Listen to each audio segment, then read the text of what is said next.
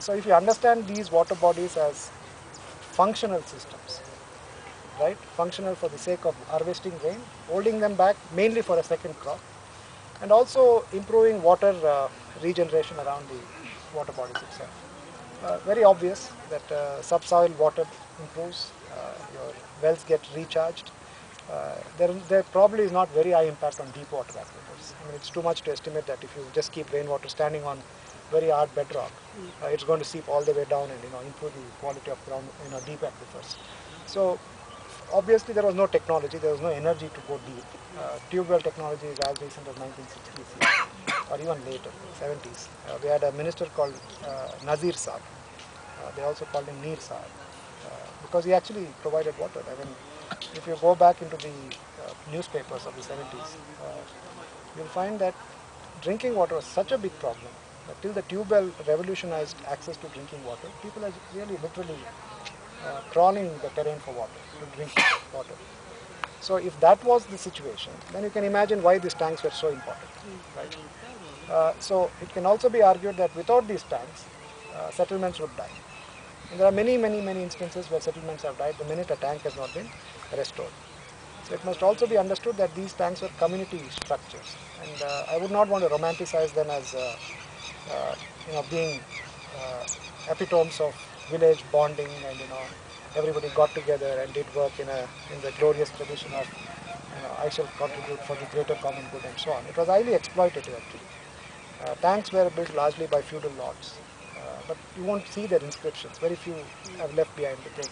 Once they built it, they left it. They were built as gifts to deities and so on. Many, many reasons, many complex reasons, as complex as our society is, as so complex is the reasons why people build tanks. But point is really that tanks did not really liberate society. There was a very strong feudal structure which ensured that that's a redwater lapwing. It's called the did-you-do-it bird. You can see it there. Yeah, black with white underparts. It's the hunter's nightmare also. If you're gone. Uh, the the romantic notion of tanks is that it's beautiful, it's bonded, and many NGOs have used, many social action workers just overlook this fact. But you should read the work of Isha Shah, who did a PhD on that, and it's not as romantic as it seems. There are many others who have contributed. Somshekhar Reddy, who is no more, gave a lifetime to tanks. And then there are several others. The point really is that when you look at tanks as a functional water harvesting system, they also became controlling factors in contemporary society. To the extent that in North Karnataka, tanks can be highly divisive structures of society. There are very recent instances where ponds, village ponds and tanks are inaccessible to the lower caste people.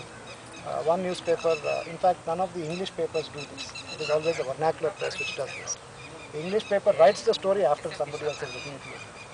So it still continues. So English papers don't get out of the cities, really.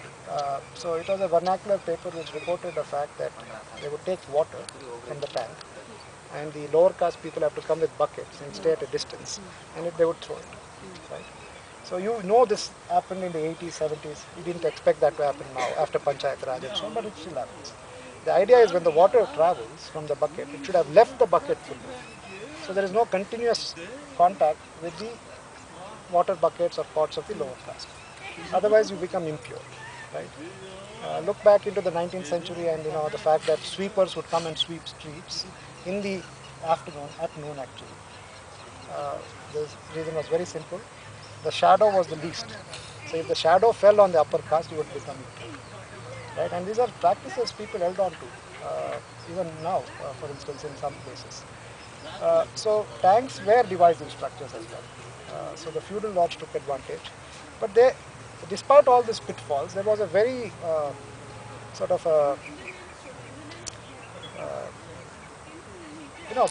evolved sense of how to retain these structures. Every now and then they would desilt it. The bund was well maintained. The bund is the most important structure. The bund is now the road there. We have seen the bund before. In fact, when we came bird watching in the 80s, the road expanded, the bund got taken over.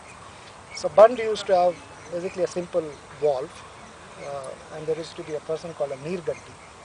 A Neerganti is a man who had a very acute sense of how water, he was a water engineer basically. And he would open the valve and decide who gets how much, and then the channels would go. And the channels didn't have much more than stones which would divide which channel got water, and so on.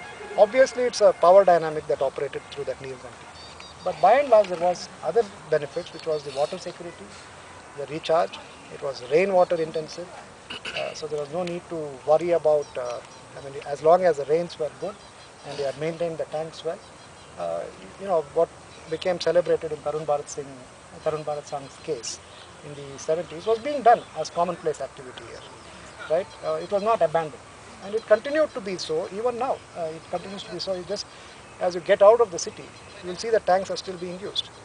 The problem is that the structures which operated to create them and keep them functional have been dissipated since the 1950s particularly. And that is because the tanks got taken over by the Public Works Department. And the Public Works Department has done a terrible job of maintaining them. And in Karnataka we have this funny policy that if it is less than